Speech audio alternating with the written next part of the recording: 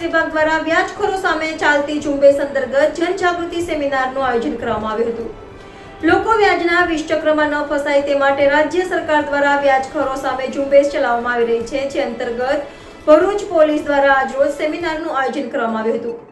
લોકો વ્યાજખોરીના વિષચક્રમાં ન ફસાય માટે લોકોને જાગૃત કરવા માટે આ સેમિનાર યોજાયો હતો. ભરૂચના દાંડિયા બજારમાં આવેલ સ્વામિનારાયણ મંદિર ખાતે યોજાયેલા સેમિનારમાં ભરૂચ વિભાગ પોલીસ વડા CK પટેલ સહિતના ઉચ્ચ પોલીસ અધિકારીઓ ઉપસ્થિત રહ્યા હતા અને લોકોને સરકારની તેમજ બેંકની વિવિધ સ્કીમ અંગેની માહિતી આપવામાં આવી હતી.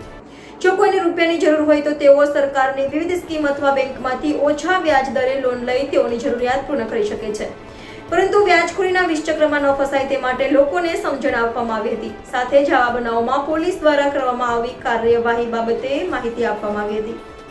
NN news Bharuch. દર્શક મિત્રો, તમારી આસપાસ બની રહેલી અવનવી ઘટનાઓ વિશે જાણવા માટે NN ન્યૂઝને લાઈક કરો, શેર કરો, સબસ્ક્રાઇબ કરો અને બેલ આઇકન પ્રેસ કરો, જેથી આપને નોટિફિકેશન્સ મળતી રહે.